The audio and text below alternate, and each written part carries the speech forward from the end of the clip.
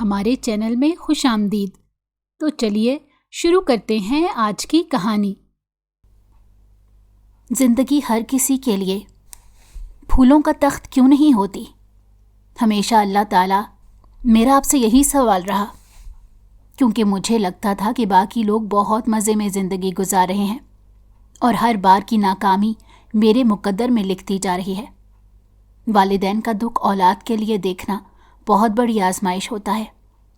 اللہ تعالیٰ، مجھے لگا اس سے بڑا دکھ آپ میرے حصے میں کیا ڈالیں گے؟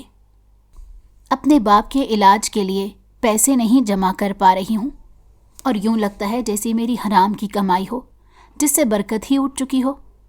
روز گھر میں لڑائی جھگڑوں کا گراف بڑھتا ہی جا رہا ہے، لیکن میں غلطی پر تھی، کیونکہ آج میں نے بڑے غور سے امیر لوگوں کی زندگی کا نزدیکی سے جائزہ لیا ہے تو سمجھ آیا کہ ہر ایک کی زندگی میں کوئی نہ کوئی خلا باقی ہے۔ بغیر خواہش کے شاید زندگی پھیکی سی لگتی ہے، تبھی ہر کوئی کسی نہ کسی سراب کے پیچھے بھاگ رہا ہے۔ اس لیے آج میں مزید کوئی شکایت آپ کے لیے اپنی ڈائری میں درج کرنے کو نہیں آئی ہوں، بس درخواست کرنے آئی ہوں کہ اپنی اس گنہگار بندی کو معاف کر دیجیے گا۔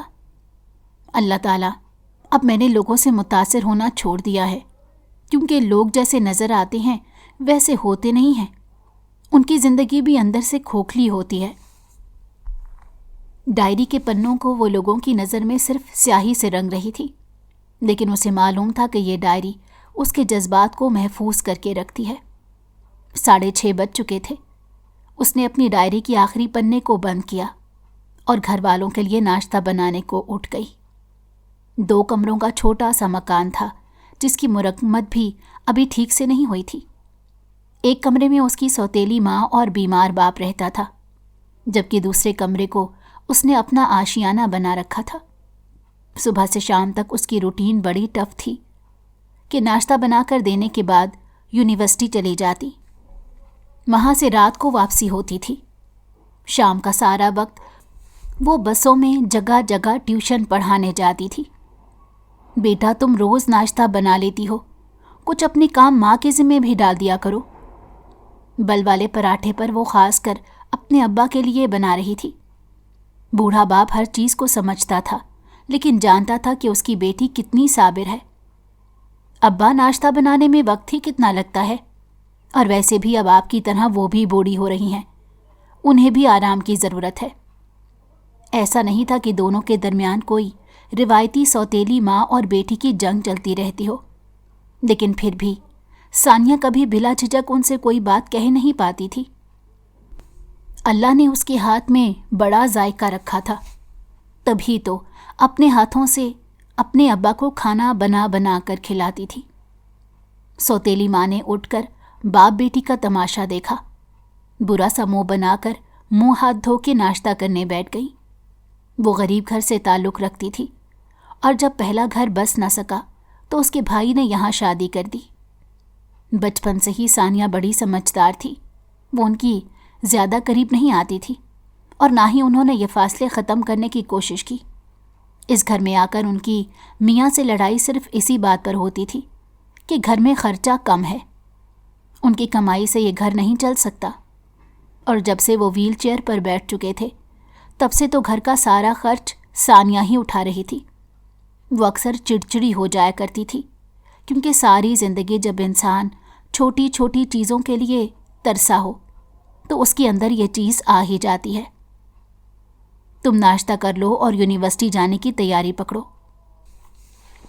اپنی پہلی بیوی کے چلے جانے کے بعد انہوں نے اپنی بیٹی کی خاطر ہی دوسری شادی کی تھی۔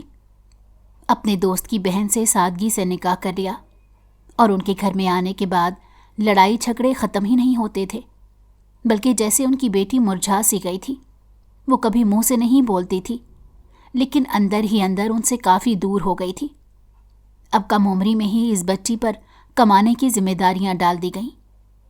سب کو ناشتہ کروانے کے بعد اپنے باپ کو دوائی دے کر سادے سے سوٹ میں بڑی سی چادر اوڑھ کر وہ بس سٹاپ کی طرف نکل پڑی تھی۔ مڈل کلاس سوسائٹی کی ایک تنگ سی گلی میں ان کا مکان تھا، جہاں رہنے والی ثانیہ منور کے خواب انتہائی بڑے بڑے تھے۔ اگر یونیورسٹی کی بس گزر جاتی تو اس کے پاس مزید گاڑی کروانے کے پیسے نہیں تھے۔ اس یونیورسٹی میں اس کا داخلہ اپنے بل بوتے پر ہوا تھا۔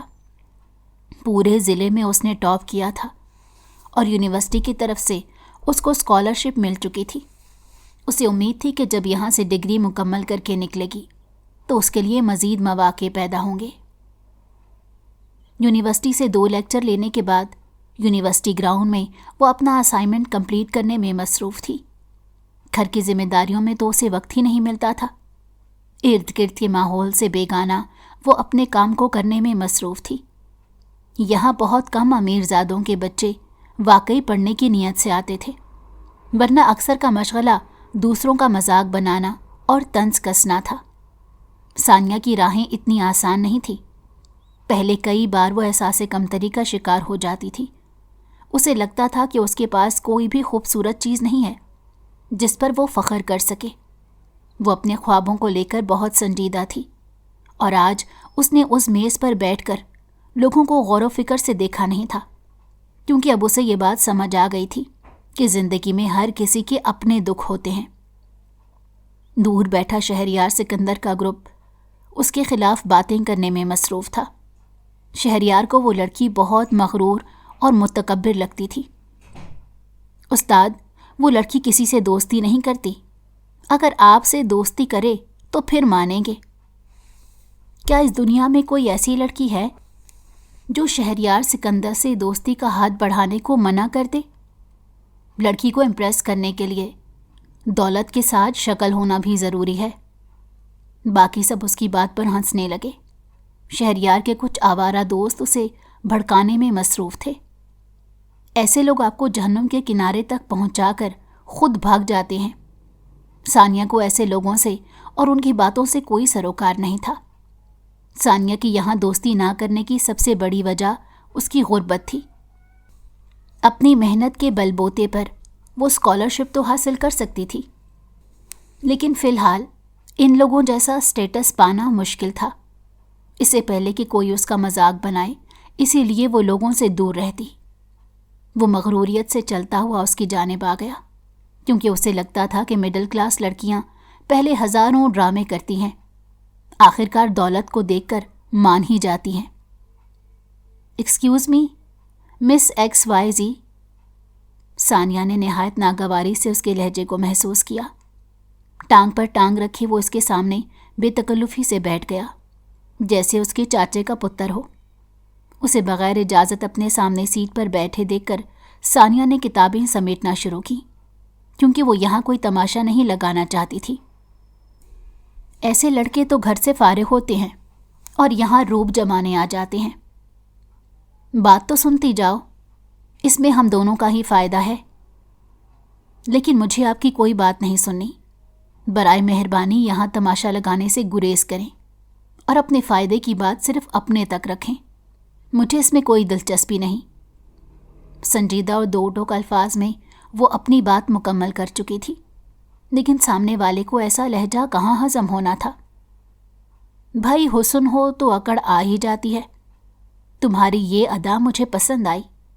مبارک ہو لڑکی، مجھے امپریس کرنے میں کامیاب ہو چکی ہو۔ دیکھو، مڈل کلاس گھرانے سے آئی ہو، مجھ سے دوستی کرو گی تو تمہارے لیے بہتری ہوگی۔ اس کی ساری بونگی باتیں وہ بڑے تحمل مزاجی سے سن رہی تھی۔ ارد گرد ٹیبل پر بیٹھے لوگ بھی ان دونوں کی طرف متوجہ ہو چکے تھے۔ شہریار کی باتیں اور لہجہ کافی اونچا تھا کہ وہاں بیٹھا ہر شخص بآسانی سن سکتا تھا۔ مجھے اپنی یہ بہتری قبول نہیں ہے، ثانیہ نے دو بدو جواب دیا۔ بھائی تم کچھ زیادہ ہی اکڑ رہی ہو، جانتی بھی ہو کہ کون سے خاندان سے تعلق ہے میرا۔ وہ ہنس دیا۔ مجھے آپ کے خاندان کو جاننے میں انٹرسٹ نہیں ہے، کیونکہ اپنے خاندان کی جو تصویر آپ میرے سامنے بیان کر رہے ہیں، اگر میں نے اس کے متعلق بتا دیا تو یہ یقیناً آپ کی ایگو ہرٹ ہوگی۔ شہریار نے آج تک کسی لڑکی کا ایسا لہجہ محسوس نہیں کیا تھا۔ اب اس کا صبر اور ہمت جواب دے رہی تھی۔ خود کو سمجھتی کیا ہو؟ رکشے میں بیٹھ کر اکثر یہاں تک پہنچ رہی ہوتی ہو۔ بسوں کے دھکے کھانے تمہیں بہت پسند ہے۔ کون سے محل کی راجکماری ہو؟ وہ اس کا مذاق بناتے ہوئے مسلسل ہنس رہا تھا۔ باقی سب صرف یہ تماشا دیکھ رہے تھے، کیونکہ شہریار جیسے بگڑے انسان کے منہ لگنے کی کسی کی ہمت جو نہیں تھی۔ اس کی آوارہ دوست بھی ہاتھ پر تالی مارتے ہوئے کہے لگا رہے تھے، میں ایک باکردار لڑکی ہوں اور تم جیسے آوارہ لڑکے سے دوستی کرنے سے انکار کرتی ہوں، کیونکہ یہ میری نسلی ہونے کی نشانی ہے، اور تم کس نسل سے تعلق رکھتے ہو اس کا مجھے کوئی اندازہ نہیں۔ سن لیا کیا کہا میں نے؟ ان لفظوں کو سن کر کیسا محسوس کر رہے ہو شہریار سکندر؟ دوسروں کو تکلیف پہنچا کر تمہیں بڑا سکون ملتا ہے نا؟ سنو، مجھے رکشے میں آنے میں کوئی پرابلم نہیں، کیونکہ اس رکشے کا کرایہ میں اپنے بل بوتے پر ادا کرتی ہوں، اور اس یونیورسٹی میں اپنے باپ کے پیسے کی وجہ سے نہیں، اپنی اسکالرشپ کی بنیاد پر کھڑی ہوں۔ اپنے باپ کے ٹکڑوں پر پلتے ہوئے تمہیں شرم نہیں آتی؟ اس کے 2 قدم نزدیک آ کر وہ آنکھوں میں آنکھیں ڈالے سرد مہری سے بولی۔ اس کی آنکھوں میں کوئی خوف اور ڈر موجود نہیں تھا، اور یہی بات شہریار سکندر کو چیلنجنگ لگی تھی۔ سب کے سامنے اپنا مذاق بنا کر اس کی انا کو کافی چوٹ پہنچی تھی۔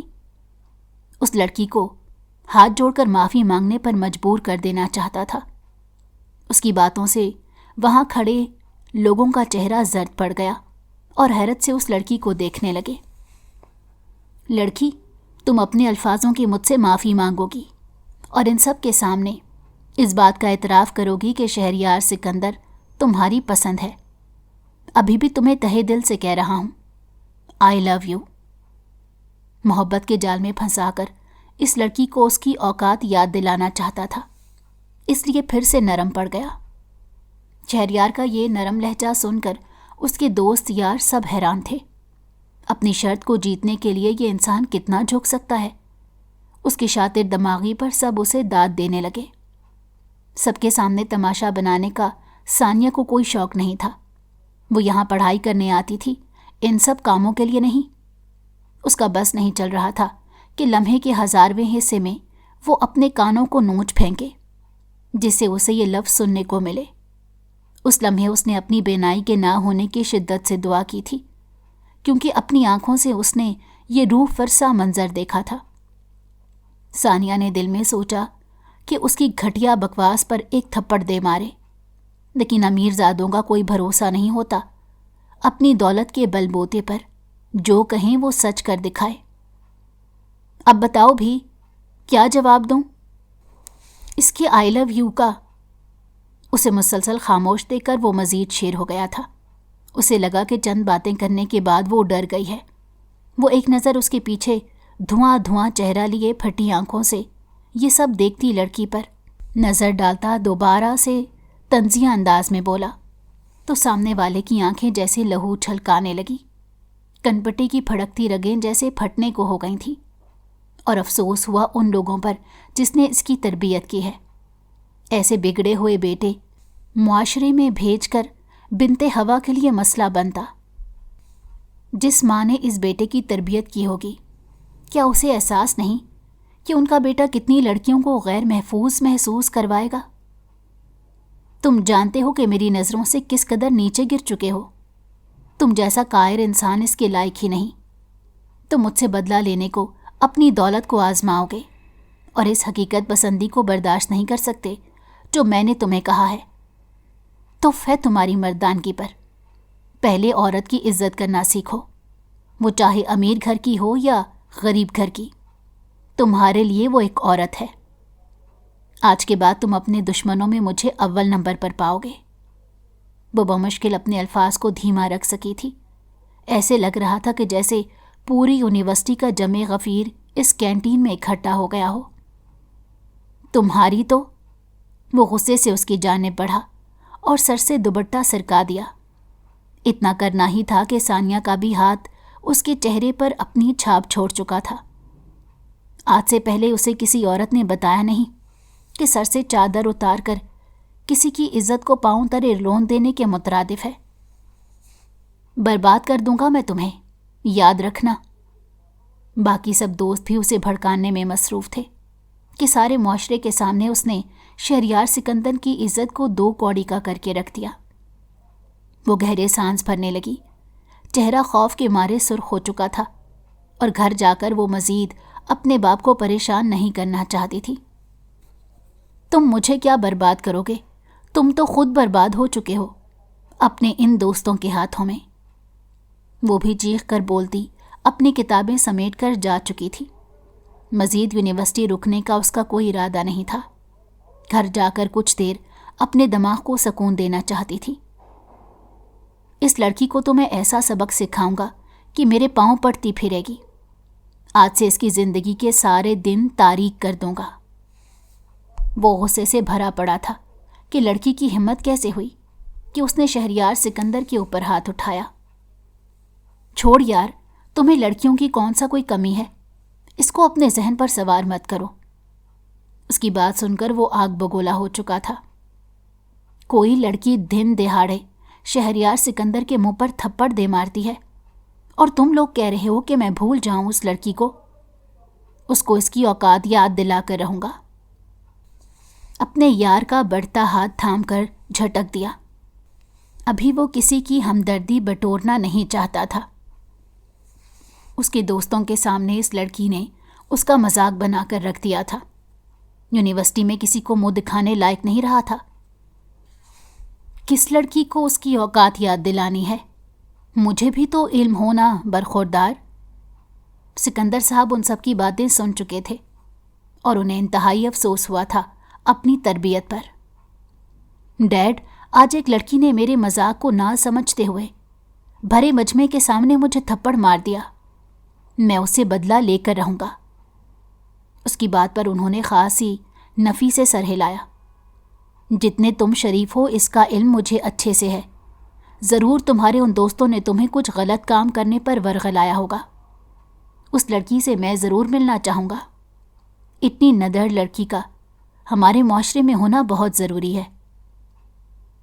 سکندر صاحب کا تعلق مشہور بزنس مین میں ہوتا تھا اور انہوں نے بہت کم عمری میں اپنے بل بوتے پر سارے کا سارا بزنس کھڑا کیا تھا۔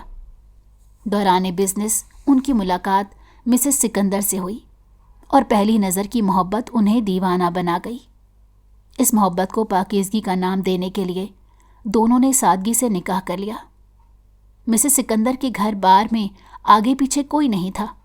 انہوں نے ساری زندگی ایک دارالامان میں رہ کر گزاری تھی اور وہیں سے اپنی تعلیم مکمل کر کے اس کمپنی میں نوکری کے لیے آئی تھیں۔ مسز سکندر بہت ملنسار اور معصوم طبیعت کی مالک تھیں۔ شادی کے بعد سکندر صاحب اچھا خاصا فنڈ اس دارالامان کے نام کرتے تھے۔ مجھے شادی کے 10 سال بعد اللہ نے اولاد کی نعمت سے نوازا۔ شہریار سکندر کی ہر جائز ناجائز خواہش کو انہوں نے محبت سمجھ کر پورا کیا، لیکن انہیں کیا معلوم تھا کہ یہ اس کی شخصیت کو مزید بگاڑ رہی ہے۔ وہ اب اپنے بیٹے کی اس خود سری کے لیے اکثر پریشان رہتے۔ وہ چاہتے تھے کہ کسی نہ کسی طرح یہ لڑکا سنبھل جائے۔ اس لڑکی کے بارے میں وہ کافی سنجیدگی سے سوچ رہے تھے۔ وہ ضرور ایک بار اس لڑکی سے ملنا چاہتے تھے۔ دوستوں کے سامنے اپنے باپ سے بے عزت ہونے کے بعد وہ بڑی تیزی سے گھر سے باہر نکلا۔ اپنی گاڑی کو تیز گھماتے ہوئے اس کا رخ مڈل کلاس سوسائٹی کی طرف تھا۔ اس تنگ گلی کے باہر اپنی گاڑی کو روک کر اندر کی جانب چل پڑا۔ کرکٹ کھیلتے بچے اس کی گاڑی کے گرد اپنا دائرہ بنا چکے تھے۔ اسے یاد نہیں اس طرح کے محلوں میں اس نے رخ کب کیا ہو۔ ثانیہ اس تنگ گلی میں اس چھوٹے سے گھر میں رہتی ہے، یہ بات واقعی حیران کن تھی۔ کون؟ زنگالو دروازے کو اس نے اپنی چابی سے بجایا اور تھوڑا دور جا کر کھڑا ہو گیا، کیونکہ یہ محلہ ذرا غریب لوگوں کا تھا۔ نہ جانے اس کے یہاں آنے کا کیا مطلب لیتے۔ کھولو۔ شہریار سکندر کی آواز سن کر اسے سانپ سونک گیا۔ خاموشی سے وہ اندر چلے جانا چاہتی تھی، لیکن دوبارہ سے وہ دروازہ بجانے لگا، کیونکہ وہ بھی پہچان گیا تھا کہ اندر بولنے والی کوئی اور نہیں، ثانیہ ہی ہے۔ ڈر کر دروازہ کیوں نہیں کھول رہی؟ جو تھپڑ تم نے مارا تھا اس کا حساب لینے کو آیا ہوں۔ اس سے پہلے کہ وہ زور زور سے دروازہ بجا کر پورے محلے کو اکٹھا کر لیتا، اس نے دروازہ کھول دیا۔ اندر آ جاؤ۔ وہ راستہ چھوڑ کر اندر آنے کی دعوت دینے لگی۔ ثانیہ کا باپ بھی ساری کارروائی کو سن کر اب بہت غور سے شہریار سکندر کو دیکھ رہا تھا۔ بیٹا، مجھے معلوم ہے کہ تم دونوں کے درمیان انبن ہوئی ہے، لیکن میں ایک معذور باپ ہوں۔ میرے پاس کوئی ایسی قیمتی چیز نہیں ہے۔ تم سے ہاتھ جوڑ کر معافی مانگ رہا ہوں۔ اگر کوئی بات بری لگی ہو تو معاف کر دینا۔ میری بیٹی کو بخش دو۔ شہریار کو اس بوڑھے انسان کے ڈرامے زیادہ سمجھ نہیں آئے۔ ابھی اس کی چوٹ ذرا ہری تھی۔ آپ کے رونے دھونے سننے کو یہاں پر نہیں آیا ہوں۔ آپ کی بیٹی نے میرے دوستوں کے سامنے میرا مذاق بنا کر رکھ دیا ہے۔ اب تو یہاں سے تبھی جاؤں گا جب یہ مجھ سے نکاح کرے گی۔ نکاح کوئی گڈا گڈی کا کھیل نہیں ہوتا۔ تم اس سے برا کیا کر سکتے ہو؟ اور میں تم سے ڈرتی نہیں ہوں۔ تم جو کرنا چاہتے ہو کر لو۔ ثانیہ کا باپ سمجھدار اور دور اندیش تھا۔ وہ مرد کی جذباتی فطرت سے واقف تھا۔ بیٹا، نکاح اس مسئلے کا حل نہیں ہے۔ کسی سے بدلہ لینے کے لیے ساری زندگی اس کی تباہ کر دینا کہاں کا انصاف ہے؟ وہ چاہتے تو اس کی آنکھوں میں آنکھیں ڈال کر بے عزت کر کے اسے گھر سے نکال سکتے تھے، لیکن اپنی معذوری کے سبب وہ بے بس ہو چکے تھے۔ ثانیہ نے کچھ بولنا چاہا، لیکن اس کی سوتیلی ماں اسے خاموش کروا چکی تھی۔ کہنے لگیں، جب دو مرد آپس میں بات کر رہے ہیں تو تمہیں درمیان میں بول کر مزید اپنے باپ کے لیے پریشانی اکٹھی نہیں کرنی چاہیے۔ دراصل وہ اپنے ہونے والے داماد کی چکا چوند کو دیکھ کر کافی متاثر ہو گئی تھی۔ اگر اس شخص کی ثانیہ سے شادی ہو جاتی تو انڈائریکٹ ثانیہ بھی امیر ہو جاتی۔ اس کا حل جس بھی مسئلے میں رکھا ہے اس سے میرا سروکار نہیں، لیکن میرے سینے میں لگی آگ صرف اسی طریقے سے بجھ سکتی ہے۔ آپ کی عمر کا لحاظ کر کے نکاح کی بات کر رہا ہوں، ورنہ اسے یہاں سے ایسے اٹھا کر بھی لے جا سکتا تھا۔ اس کی بات نے تو انہیں اندر تک لرزا کر رکھ دیا۔ بیٹھے بٹھائے ثانیہ نے نہ جانے کتنے بڑے لوگوں سے پنگا لے لیا تھا۔ اگر تم سے میں اس کا خاموشی سے نکاح کرا دوں گا تو محلے والے کیا سمجھیں گے؟ آپ کو لگتا ہے کہ مجھے ان سب باتوں سے سروکار ہوگا؟ تم میرے باپ کو بلیک میل کر سکتے ہو، لیکن مجھے نہیں کر سکتے۔ میں تم سے کسی صورت نکاح نہیں کروں گی۔ اس کی بات سن کر شہریار زور زور سے کہے لگانے لگا، جیسے اسے کوئی لطیفہ سنا دیا ہو۔ میں اگر تمہارے باپ کو ہی اس دنیا سے ٹپکا دوں، مجھے لگتا ہے تم ان کی موت کی وجہ نہیں بننا چاہو گی۔ اپنے کوٹ سے گن کو نکال کر اس بوڑھے کی کن پٹی پر رکھ دیا۔ وہ آدمی انہیں ذرا بھی اچھا نہیں لگا تھا۔ اپنی بیٹی وہ کسی صورت ایسے شخص کو نہیں سونپنا چاہتے تھے۔ میں تم سے نکاح کرنے کو تیار ہوں۔ میرے باپ سے یہ گن ہٹا لو، انہیں کتنا پریشان کرو گے؟ یہ ہوئی نا اچھے انسانوں والی بات۔ شہریار کو تھوڑا سا سکون ملا۔ بڑی آسانی سے وہ لڑکی اس کے ٹریپ میں پھنس چکی تھی۔ اپنے باپ کو مرتا دیکھ کر اس کی سمجھ بوجھ کام کرنا چھوڑ گئی تھی۔ چلے انکل جی، بلکہ ہونے والے سسر جی، آپ ذرا نکاح خواہ کا انتظام کریں۔ میرے آوارہ دوست یہاں گواہ بننے کو پہنچتے ہی ہوں گے۔ ثانیہ نے بے دلی سے دل ہی دل میں اس کے مر جانے کی دعائیں کی۔ وہ اور اس کے آوارہ دوست ہی تو اسے ہضم نہیں ہوتے تھے۔ اس کی سوتیلی ماں شاکی نظروں سے اسے دیکھ رہی تھی۔ باپ سر جھکائے محلے کے امام صاحب کو کال ملا رہے تھے۔ خوشی کے بجائے یوں لگ رہا تھا جیسے کسی کی موت واقع ہونے والی ہو۔ تھوڑی ہی دیر میں سارے انتظامات طے پا گئے اور بڑی سادگی سے ان دونوں کا نکاح ہو گیا۔ یہ کہنا صحیح ہوگا کہ بڑے ہی آرام سے اس نے ثانیہ کو گھٹنے ٹیکنے پر مجبور کر دیا تھا۔ نکاح کے بعد سب آہستہ آہستہ روانہ ہو گئے۔ صرف وہ لوگ گھر میں باقی رہ گئے۔ ثانیہ اپنے ہاتھوں کو غور سے دیکھ رہی تھی اور قسمت کو کوس رہی تھی کہ ایسا شوہر ملا ہے۔ میرے خیال سے اب رخصتی کا رونا دھونا کر لیا جائے، کیونکہ رات کافی ہو چکی ہے، ہمیں گھر کے لیے بھی نکلنا ہے۔ میں تمہارے ساتھ کہیں نہیں جاؤں گی۔ ثانیہ اس کی بات سن کر کافی حد تک بھڑک اٹھی تھی۔ تمہیں جانا تو پڑے گا میری نئی نویلی بیوی۔ اپنے ماں باپ کی جانب دیکھنے لگی جو اسے وہاں سے جانے کا اشارہ کر رہے تھے۔ خاموشی سے اپنی سوتیلی ماں کی مدد سے چند کپڑے اپنے بیگ میں وہ ڈال چکی تھی۔ گاڑی کا دروازہ بھی اسے خود ہی کھولنا پڑا تھا۔ اپنے بیگ کو خود ہی گاڑی کے اندر رکھا۔ وہ انسان لاپرواہی سے جا کر دوسری سیٹ پر بیٹھ گیا، جیسے اس کی نہیں کسی اور پڑوسی کی بیوی ہو۔ تم مجھے کہاں لے کر جا رہے ہو؟ تم میری کوئی من پسند بیوی نہیں ہو جس کو میں سارے آنکھوں پر بٹھا کر رکھوں گا۔ اگر نکاح کر لیا ہے تو تھوڑی ذمہ داری بھی نبھاؤ۔ تمہیں فارم ہاؤس لے کر جا رہا ہوں۔ نکاح جس بھی حالت میں ہوا ہو، اب میں تمہاری بیوی ہوں۔ فارم ہاؤس کے بجائے اپنے ابا کے پاس کیوں نہیں لے کر جاتے؟ اس کی بات پر وہ کہے لگا کر ہنسنے لگا جیسے کوئی انہونی بات کر دی ہو، اور خاموشی سے گاڑی چلاتا گانے گنگنانے لگا۔ جس لڑکی کو صبح تک وہ صرف ایک شرط پر بات کرنے کے لیے تیار کر رہا تھا، شام ہوتے ساتھ وہ لڑکی اس کی بیوی بن چکی تھی۔ نہیں معلوم تھا کہ یہ رشتہ کب اور کہاں تک رہنے والا ہے۔ اس کے اندر صرف یہ آگ لگی تھی کہ وہ اس لڑکی کو گھٹنے ٹیکنے پر مجبور کر دے گا۔ نکاح کر کے بھی اس کے اندر بے سکونی کی آگ ٹھنڈی نہیں ہوئی تھی۔ دوسری طرف ثانیہ کو صرف اور صرف اپنے باپ کی فکر تھی۔ وہ نہ جانے اس کے بارے میں کتنے فکر مند ہوں گے، اور شاید انہیں ساری رات نیند بھی نہ آئے۔ یونیورسٹی سے جلدی آنے کے سبب انہوں نے جب اسے وجہ پوچھی تو بغیر کسی جھوٹ کے وہ سب کچھ سچ سچ بتا چکی تھی۔ وہ بھی کافی پریشان ہو چکے تھے۔ ثانیہ نے اس قدر تیزی سے نہیں سوچا تھا کہ وہ شام کو ان کے گھر پر آ جائے گا۔ نکاح کے بارے میں اس کی سوچ بے حد مختلف تھی۔ اس نے ایسا نہیں سوچا تھا۔ اگر تمہیں نکاح کرنے کا اتنا شوق تھا تو بیوی کو بیوی متعارف کروانا بھی سیکھو۔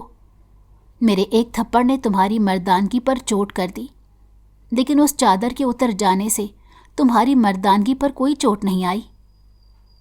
اس کی زبان کو دیکھ کر وہ غصے سے بالوں سے کھینچ کر اسے اپنے سامنے کر چکا تھا اور غصے سے اسے گھورنے لگا۔ تمہاری کینچی کی طرح چلتی زبان سے مجھے بے حد مسئلے ہیں۔ ابھی تو تم اس کمرے میں قید رہو گی، باقی کل دیکھی جائے گی۔ اسے کمرے کے اندر پٹک کر زور سے دروازہ بند کر چکا تھا۔ اس کی زندگی میں واقعی لڑکیوں کی کوئی کمی نہیں تھی۔ یہاں سے فارغ ہو کر وہ کلب ہی جانے کا ارادہ رکھتا تھا، جہاں مکھیوں کی طرح لڑکیاں اس کے آگے پیچھے گھومنے والی تھیں۔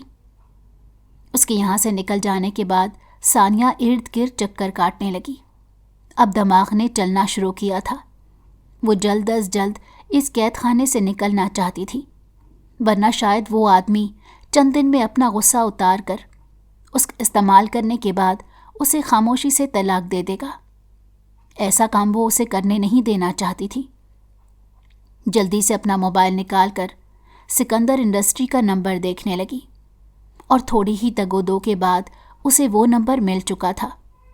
تھوڑا سوچ سمجھ کر اس نمبر پر اس نے کال ملا دی۔ اگلی طرف سے ایک سنجیدہ سی آواز گونجی، جی کون؟ سکندر صاحب ویسے تو کسی نمبر سے فون نہیں اٹھاتے تھے، لیکن یہ سوچ کر اٹھا لیا کہ شاید کوئی ضروری کام نہ ہو۔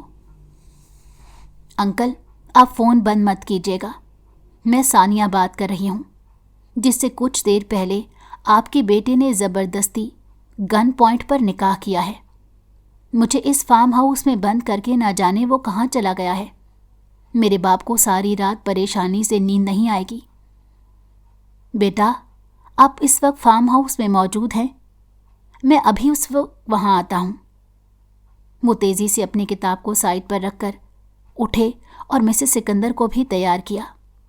سارے راستے میں وہ ان کے بیٹے کے کرتوت انہیں بتا چکے تھے۔ دونوں اس بچی سے کافی شرمندہ تھے، اور یہ بھی دعا کر رہے تھے کہ خیر خیریت سے سارے معاملات طے پا جائیں۔ بیٹا آپ خیر خیریت سے تو ہو؟ اس نے آپ سے کوئی بدتمیزی کرنے کی کوشش تو نہیں کی؟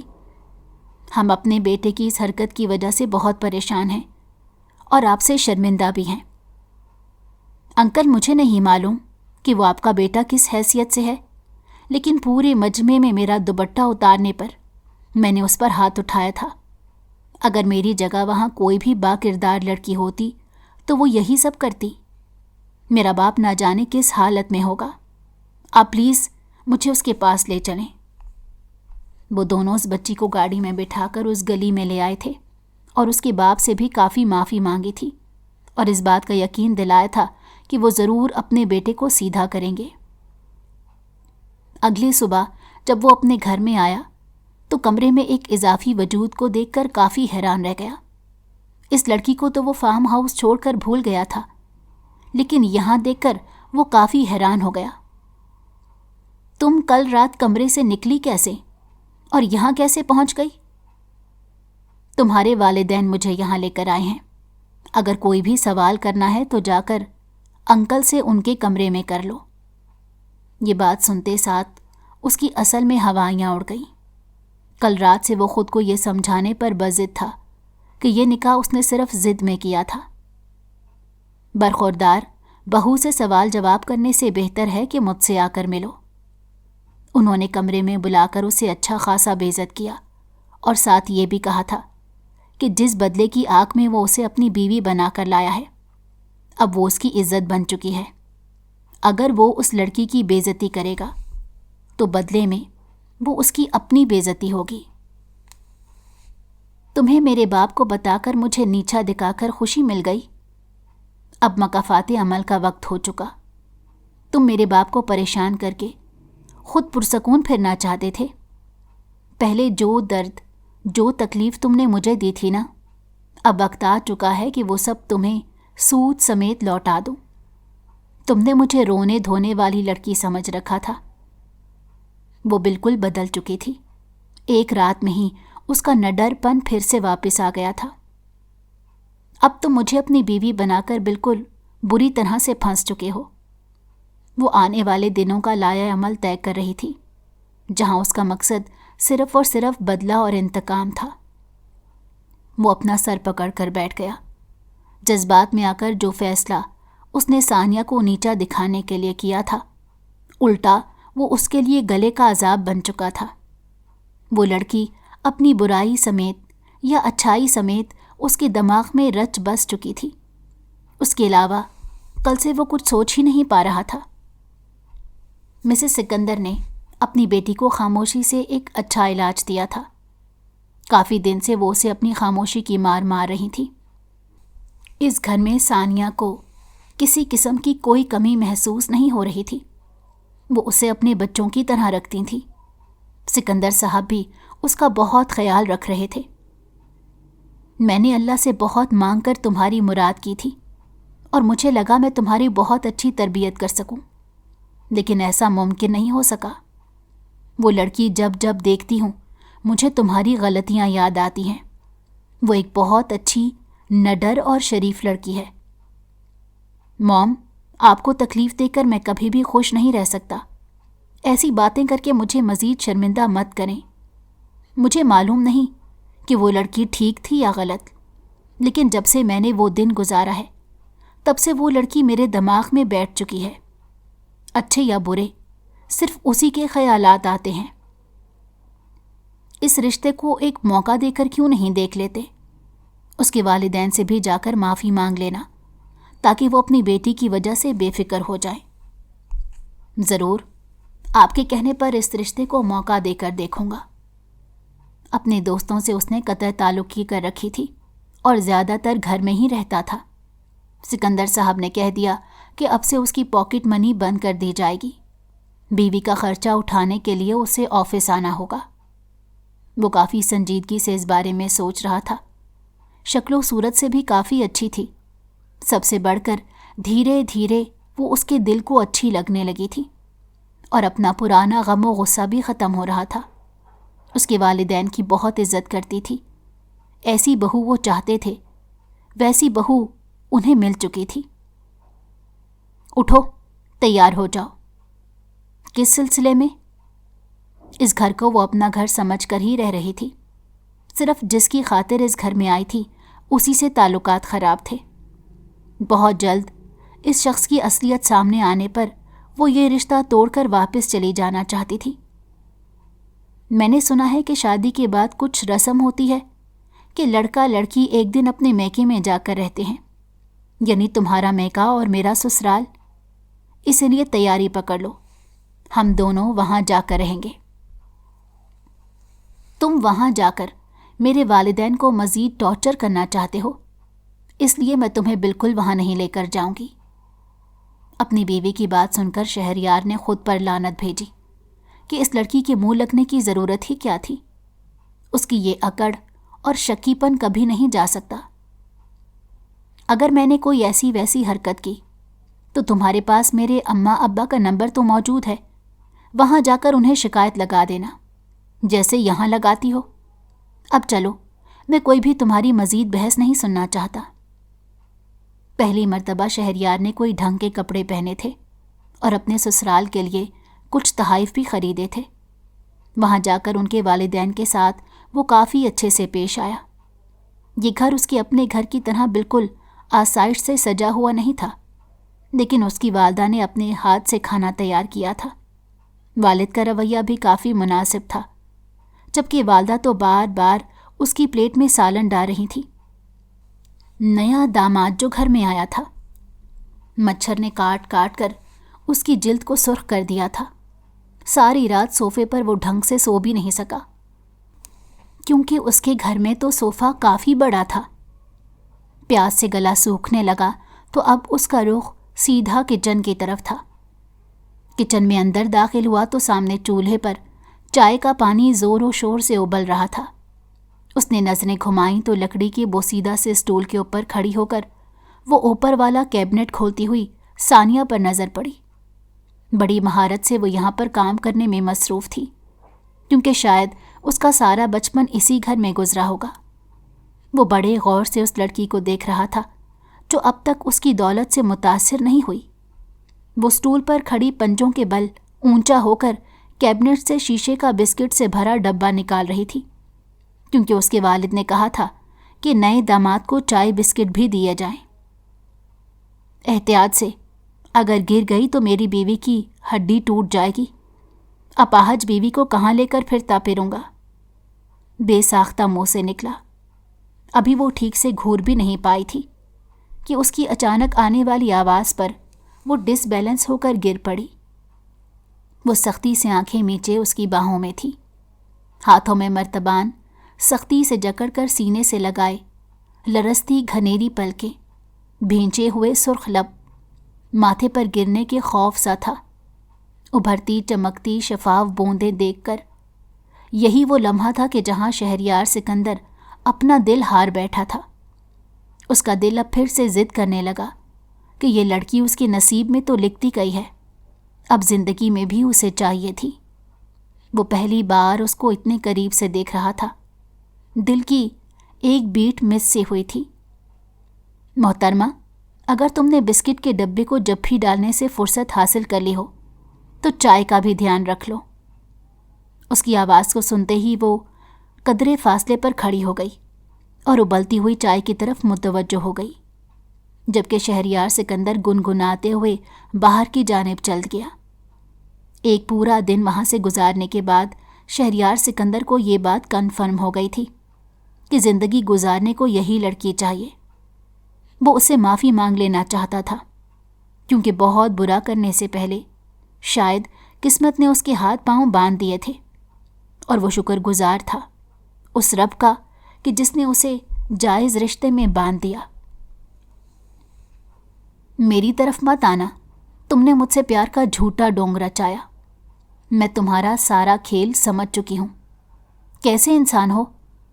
تم نے میرے بابا کو بلیک میل کیا، ایک تھپڑ مارنے کی خاطر تم نے میری زندگی کو تباہ کر دیا، سب کے سامنے میری ذات کو سوالیہ نشان بنا دیا، مجھ سے زبردستی نکاح کیا اور گھر والوں سے چھپا کر رکھنے کے ارادے تھے۔ اگر میں تمہارے ڈیڈ کو کال نہ ملاتی تو میری زندگی تباہ کر کے تم چین سے رہ رہے ہوتے۔ تمہیں کیا لگا تھا اپنا یہ کھیل جاری رکھو گے اور مجھے پتہ بھی نہیں چلے گا؟ اب یہ محبت کس لیے دکھا رہے ہو؟ اس کے پیچھے کے مقصد سے تو بتا دو، کیا اتنا بدلہ لے کر تمہیں سکون نہیں ملا؟ میں سوچ بھی نہیں سکتی تھی کہ تم اتنے گھٹیا انسان نکلو گے، لیکن معلوم ہے کہ تم ہر بار مجھے غلط ثابت کر دیتے ہو۔ وہ سب کے سامنے اچھے بننے کا ناٹک کرتے تھک چکی تھی۔ شہریار اس کی باتوں پر ڈھیٹ پن سے مسکرا دیا۔ ارے پیاری بیوی، وہ صرف ایک تھپڑ نہیں تھا، بلکہ تم نے میری عزت کا جنازہ نکالا تھا۔ میں نے ابھی کچھ کیا ہی نہیں، پھر ایسے مظلوموں کی طرح خود کو کیوں ظاہر کروا رہی ہو؟ حرام طریقے سے اپنے ساتھ نہیں رکھا، ورنہ یوں آنکھوں میں آنکھیں ڈال کر چیخنے چلانے کے قابل ہی نہ رہتی، یہ جانتے ہوئے بھی کہ مجھے خود پر کسی کا یوں چیخنا چلانا پسند نہیں ہے۔ اس گستاخی کی سزا سے باخبر ہونے کے باوجود ایسا کر رہی ہیں۔ شہریار کی بات پر اس نے ہنکار بری۔ تم نے گولڈ میڈل لینے والے کام نہیں کیے تھے جس تھپڑ پر تم یوں شکایت کر رہے ہو۔ تمہیں لگتا ہے میں مظلوموں کی طرح یوں رو دھو کر وقت گزاروں گی؟ شہریار ہونٹوں پر استحصائیہ مسکراہٹ سجائے اسے سر سے پیر تک بے باک نگاہوں سے گھورتے ہوئے بولا تھا۔ بیوی ہو، غصے میں غضب کی لگ رہی ہو، ایسے کیا جان نکالنے کا ارادہ ہے؟ اس کی نگاہوں پر وہ اندر تک سلگ اٹھی تھی۔ کبھی کبھار وہ اس آدمی کے پل پل بدلتے روپ کو تسلیم نہیں کر پا رہی تھی۔ کون سا چہرہ سچا ہے اور کون سا جھوٹا؟ تمہارے چہرے کا یہ غضب غصہ مجھے اپنی جانب کھینچ لیتا ہے۔ اس کی کمر میں ہاتھ ڈال کر خود کے بے حد نزدیک کر چکا تھا۔ اس کے ماتھے پر اے سی کی کولنگ میں بھی پسینہ نمودار ہوا۔ اس کے اس حد تک نزدیک کھڑے ہونے پر وہ گھبرا گئی تھی۔ وہ شخص تو اس پر حق بھی رکھتا تھا۔ وہ لمحہ بلمحہ اس کی جانب بڑھ رہا تھا۔ کیا میرے منہ میں گھسنے کا ارادہ ہے؟ تھوڑا پیچھے ہو کر بات کرو اور کمر سے ہاتھ ہٹا دو۔ اپنی گھبراہٹ چھپانے کو وہ اس پر بھڑک اٹھی۔ اسے اس وقت اپنے دل پر جھی بھر کر غصہ آیا تھا، جسے پوری دنیا میں ایک یہی شخص ملا تھا۔ اللہ نے بھی اس کے نصیب میں ایسا ڈھیٹ انسان لکھنا تھا۔ نہ چاہتے ہوئے بھی وہ شکوہ کر بیٹھی تھی۔ وہ بہت زیادہ تنگ آ چکی تھی۔ نہ آگے جانے کا راستہ سمجھ آ رہا تھا اور نہ ہی پیچھے کا۔ میں تو اپنی بیوی کو ایسے ہی پیار کروں گا۔ میں نہیں ہوں تمہاری بیوی، اور پلیز اپنی اصلیت میں واپس آ جاؤ۔ مجھے ویسے ہی ٹارچر کرنا شروع کر دو۔ وہ ٹارچر تمہارے اس ٹارچر کرنے سے بہتر ہے۔ تم نے میرے باپ کی کنپٹی پر بندوق رکھ کر مجھ سے نکاح کیا تھا، اور اب تم چاہتے ہو میں خود کو نقصان پہنچا دوں گی، پر سارا الزام تمہارے سر پر ڈالوں گی۔ اس کا نازک وجود تھر تھر کانپ رہا تھا۔ اتنی جلدی رنڈوا ہوتے میں اچھا نہیں لگوں گا۔ اگر تمہیں شوہر پسند نہیں ہے، سسرال والے تو پسند ہوں گے، انہی کی خاطر تھوڑا ایڈجسٹ کر لو۔ مگر وہ یہ نہیں جانتی تھی کہ اس کی اس بات کا الٹا رد عمل ملے گا۔ وہ انسان کتنی آسانی سے کہہ رہا تھا کہ اسے زندگی میں ایڈجسٹ کر لیا جائے، جو ایڈجسٹ ہونے کے بجائے اسے نیچا دکھانا چاہتا تھا۔ اس میں بھی ضرور اس کی کوئی چال شامل ہوگی۔ مزید اس کی نازک کمر میں بازو حمائل کرتا، جھٹکا دیتا اسے اپنی جانب کھینچ چکا تھا۔ ثانیہ کا سر اس کے سینے سے آ لگا۔ میری ان دھڑکنوں کو سنو، کیا تمہیں یہ پیغام دے رہی ہیں کہ میرے الفاظ جھوٹے ہیں؟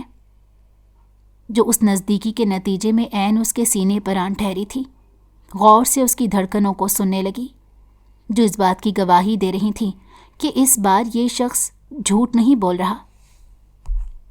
مجھے دھڑکنیں سننے کا فن نہیں آتا، میں انسان کی فطرت اور عادات دیکھتی ہوں۔ وہ اپنا سر پیچھے کرنے لگی۔ جتنا فاصلہ برقرار رکھنے کی کوشش کر رہی تھی، شہریار اسے پہلے سے بھی کہیں زیادہ قریب کر لیتا۔ لگتا ہے کہ اب تم نے شراب پینا بھی شروع کر دی ہے۔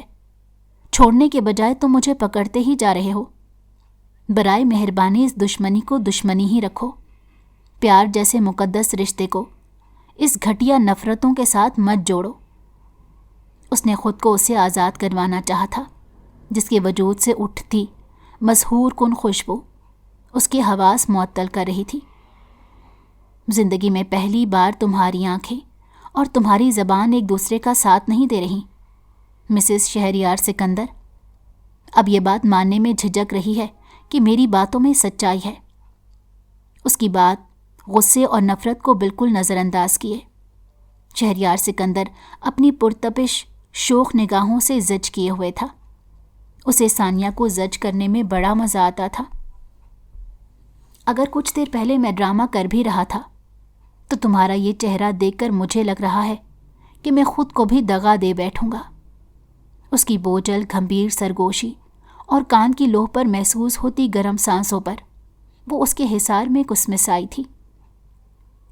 مجھے اس رشتے سے آزاد کر دو، اب تمہارا بدلہ پورا ہو چکا ہے۔ اگر مزید مجھے سب یونیورسٹی کے سامنے معافی مانگنے کا بھی کہتے ہو تو میں اس چیز کے لیے بھی تیار ہوں، لیکن برائے مہربانی اس رشتے سے مجھے آزاد کر دو۔ میں مزید گھٹن اور بوجھ کے ساتھ نہیں رہ سکتی۔ وہ پوری صفائی سے سچ بول چکی تھی۔ نکاح گڈا گڈی کا کھیل نہیں ہے اور اب تم میری بیوی ہو۔ مجھے نیچا دکھانے کا مطلب ہے کہ اپنی عزت اتار کر پھینک دینا۔ میں اس رشتے کو لے کر سنجیدہ ہوں۔ وہ یکدم سے سنجیدہ ہو گیا۔ اس کی ساری شوخی ہوا ہو چکی تھی، مگر اس وقت وہ ہمیشہ کی طرح اس سے ڈر کر پیچھے ہٹنے والی نہیں تھی۔ لیکن میں اس رشتے کو مزید نبھانے کے لیے تیار نہیں۔ آپ کو تیار ہونا پڑے گا۔ شہریار اپنے اندر کے بھڑکتے الاؤ پر قابو نہ رکھ پاتے اس پر جھکتا، اس کے باقی کے الفاظ وہیں روک گیا۔ وہ پہلے سے خوف زدہ تھا کہ یہ لڑکی کہیں اس رشتے کو ختم کرنے کی بات نہ کر دے۔ اس سے پہلے کہ ثانیہ اس عمل کو کر گزرتی، وہ اس رشتے کو نام دے دینا چاہتا تھا، اس کے پاؤں میں زنجیر ڈال دینا چاہتا تھا۔ اس نے پھٹی پھٹی آنکھوں سے اس کا یہ جارحانہ عمل برداشت نہ کر پاتے بے دھیانی میں اس کے سینے پر ہاتھ رکھا، جہاں دل بہت تیزی سے دھڑک رہا تھا۔ اس کے ابا اکثر کہتے تھے کہ زبان اور آنکھیں جھوٹی بھی ہو سکتی ہیں، لیکن دل کبھی جھوٹی گواہی نہیں دیتا۔ اسے یوں لگا کہ پہلی ہی مرتبہ قریب آنے پر وہ بھی اپنی دھڑکنوں کو سنبھال نہیں پا رہا۔ وہ آنکھیں بند کر کے اس کی باتوں پر یقین کر لینا چاہتی تھی۔ یہی وہ لمحہ تھا جو ان کے درمیان آن ٹھہرا تھا۔ اگر آپ کو ہماری کہانی پسند آئی ہو تو ہمارے چینل کو لائک کریں اور سبسکرائب کر دیں۔ بیل نوٹیفیکیشن کو بھی آن کر دیں تاکہ ہماری آنے والی ہر مزیدار کہانی آپ کو وقت پر ملتی رہے۔